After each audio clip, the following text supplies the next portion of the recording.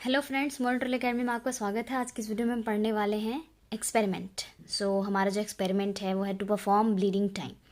तो आज की इस वीडियो में डिस्कस करेंगे ब्लीडिंग टाइम। फ्रेंड्स, इसकी रिक्वायरमेंट्स क्या क्या होगी हमारी। इसमें हम लैंसेट लेंगे, कॉटन स्वैब लेंगे, स्टॉप वॉच लेंगे, वॉटमैन फिल्टर पेपर लेंगे।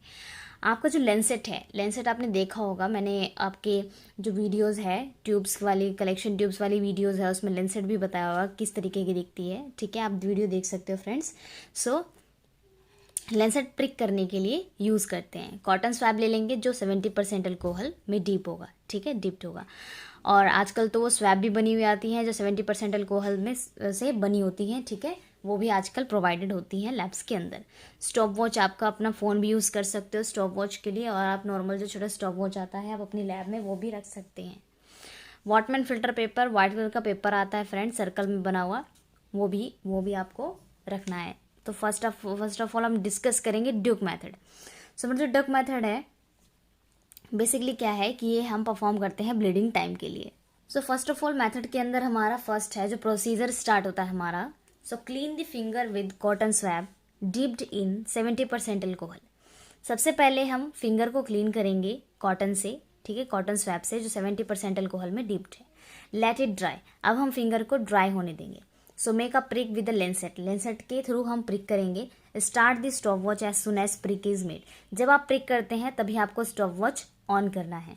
Touch the margin periphery of Whatman filter paper. तो आप क्या करेंगे, जो वॉटमैन फिल्टर पेपर है फ्रेंड्स उससे वो टच करते रहेंगे। ठीक है, आप जो यहाँ पे स्ट्रेन आ रहा है, सपोज कि जो ब्लड है, जब आप प्रिक करेंगे तो इसमें से ब्लड आएगा, तो वॉटमैन फिल्टर पेपर को उसके ऊपर रखना है। ठीक है, किस तरीके से रखेंगे, सपोज कीजिए वॉटमैन फिल्टर पेपर है। ठीक है, वॉटमैन फिल्टर पेपर के पहला स्ट्रेन यहाँ लगाएंगे, फिर 30 सेकेंड बाद यहाँ, फिर यहाँ, फिर यहाँ, फिर यहाँ, फिर यहाँ। जैसे स्ट्रेन गायब होता रहेगा वो जो यहाँ पे स्ट्रेन है वो हल्की हो जाएगी। After 30 second again touch the periphery of Whatman filter paper. तो हर 30 सेकेंड में आपको टच करना है फिंगर के ऊपर Whatman filter paper. Repeat the process unless Whatman filter paper absorb strain. अब क्या करना है कि अगर वॉटमैन फिल्टर पेपर ने स्ट्रेन एब्जॉर्ब करना बंद कर दिया है, सपोज कीजिए कि अब ब्लीडिंग रुक गई है, आपको ब्लड नहीं आ रहा है फिंगर में, तो क्या करना है, आपको स्टॉप वॉच को स्टॉप करना है और वॉटमैन फिल्टर पेपर को और ज़्यादा एब्जॉर्ब नहीं करवाना। ठीक है, और रिकॉर्ड करेंगे हम टाइम रिकॉर्ड करेंगे कितनी देर में जो वॉटमैन फिल्टर पेपर है उसने जो स्ट्रेन है, जो हमारा ब्लड है उसको एब्जॉर्ब करना बंद किया। रिजल्ट क्या आएगा, इसमें ब्लीडिंग टाइम आएगी हमारी 2 मिनट 30 सेकेंड। ये हमारे द्वारा ऑब्जर्व किया हुआ है फ्रेंड्स, आप अपनी तरीके से भी लैब के अंदर परफॉर्म कर सकते हो। ठीक है, आपको जो रिक्वायरमेंट्स चाहिए आप वो रिक्वायरमेंट्स लेके, ठीक है, आप किसी दूसरे बंदे का वो प्रिक करके और वॉटमैन फिल्टर पेपर पे आप अपना ब्लीडिंग टाइम चेक कर सकते हो। नॉर्मल रेंजेस इसकी डिफरेंट बुक्स में आपको डिफरेंट मिलेंगी। तो मैंने जो देखा है अभी तक मुझे 2 रेंजेस मिली हैं, एक 2 to 5 मिनट, 2 to 9 मिनट। ठीक है, तो बेसिकली हम 2 to 9 मिनट लेते हैं। 2 to 5 मिनट बहुत कम मिलेंगे आपको। 2 to 9 मिनट हम नॉर्मल रेंजेस लेते हैं। ऑब्जर्वेशन हमने क्या की है friends, bleeding time is a medical test that measure how fast small blood vessels in the skin stop bleeding.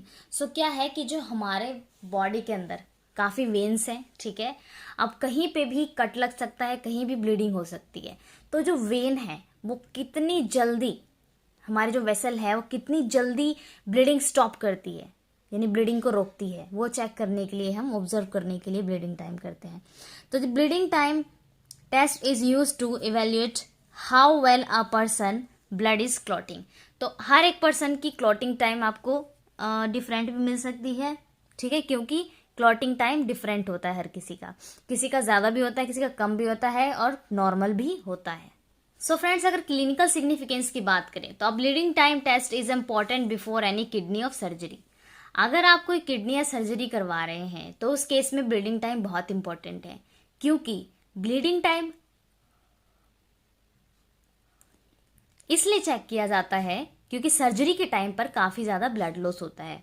अगर पेशेंट का पहले से ब्लीडिंग टाइम हमें पता होगा कि इतने टाइम पे उसका ब्लड क्लॉट हो रहा है, तो उसका जो भी ब्लड जो उसका ब्लीडिंग, उसकी जितनी भी ब्लीडिंग हो रही है उससे क्या होगा, उससे बचा जा सकता है, ठीक है, उससे प्रोटेक्शन उसको दी जा सकती है। So when the patient bleeding time test result are within normal range, the doctor person perform an operation without any kind of hesitation. तो क्या होता है कि अगर उसका ब्लीडिंग टाइम करेक्ट है तो क्या करता है, नॉर्मल रेंज के अंदर आ रहा है उसका ब्लीडिंग टाइम, तो डॉक्टर अपना जो भी ऑपरेशन है वो बिल्कुल विदाउट हेजिटेशन के साथ परफॉर्म करता है।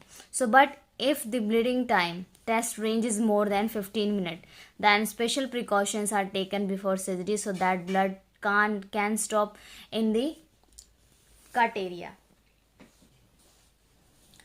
सो क्या है फ्रेंड्स, जब ब्लीडिंग टाइम काफ़ी ज़्यादा आता है, मोर देन 15 आ रहा है, तो इस केस में क्या होता है, सर्जरी बहुत ज़्यादा प्रिकॉशंस के साथ की जाती है, क्योंकि जहाँ पर पेशेंट के कट लगाया जाता है वहाँ पर ब्लड रुकता नहीं है, ठीक है। अगर ब्लड नहीं रुकेगा तो उसको ब्लड की कमी हो जाएगी और उसको जल्दी से ट्रांसफ्यूज़न की ज़रूरत पड़ जाएगी। सो इस केस में ब्लड ट्रांसफ्यूज़न भी करना पड़ सकता है। इंक्रीज ब्लीडिंग टाइम, अब किस किस कंडीशन में ब्लीडिंग टाइम इंक्रीज होता है। सो थ्रोम्बोसाइटोपेनिया के केस में भी क्या होता है, ब्लीडिंग टाइम इंक्रीज हो जाता है। क्यों? क्योंकि इस केस में क्या है कि जो हमारा फिब्रिनोजन है, फिब्रिन है, वो वहाँ पे क्लॉट नहीं बनाते हैं। वॉन ब्रिबलेंट डिजीज़ जो है, इस केस में भी हमारा क्या है, ब्लीडिंग टाइम काफ़ी ज़्यादा होता है, जिससे क्या है, ब्लड में क्लॉट नहीं बनता। प्लेटलेट फंक्शन डिफेक्ट, अगर प्लेटलेट प्रॉपर तरीके से फंक्शन नहीं कर रहा है तो उस केस में भी ब्लीडिंग टाइम ज़्यादा आएगा, क्योंकि क्या होता है कि जब क्लॉट फॉर्मेशन होती है तो वहाँ पर प्लेटलेट का बहुत बड़ा रोल होता है। वो क्या करता है कि क्लॉट होने में, प्लग बनाने में, प्लग से क्लॉट बनता है फ्रेंड्स, ठीक है। पहले प्लग फॉर्मेशन होती है, पहले प्लग बनता है, उसके बाद क्लॉट बनता है। सो जो प्लग फॉर्मेशन है उसमें हमेशा प्लेटलेट हेल्प करती है क्लॉट बनाने में। सो फिब्रिनोजेनीमिया, अगर फिब्रिनोजन ही अपना वर्क नहीं करेगा तो उसको बोलते हैं फिब्रिनोजेनीमिया, ठीक है। एस्पिरिन इंजेक्शन, अगर आपने एस्पिरिन लिया है तो आपका क्लॉट ब्लीडिंग टाइम जो है वो बढ़ जाएगा, आपका ब्लड क्लॉट नहीं होगा। फ्रेंड्स, अगर हम प्रिकॉशंस की बात करें तो this test should be avoid in a patient with a low platelet count. अगर जिस पेशेंट का प्लेटलेट काउंट लो है तो उसमें हम परफॉर्म नहीं करते bleeding time. So prick should be made under aseptic condition, जब भी आप प्रिक करेंगे तो आपको एसेप्टिक कंडीशन में प्रिक करना है। Time intervals must be accurate, आपका टाइम इंटरवल मस्ट एक्यूरेट होना चाहिए, क्योंकि जब आप स्टॉप वॉच ऑन करते हैं तो प्रिक के बाद ऑन करें, ठीक है। जैसे आपने प्रिक किया, तो अगर आपने प्रिक करने के बाद या कुछ देर बाद ऑन किया तो उसका कोई बेनिफिट नहीं है। So don't squeeze the finger, patient के एक बार प्रिक करने के बाद उसे बार बार स्क्वीज नहीं करेंगे, ठीक है।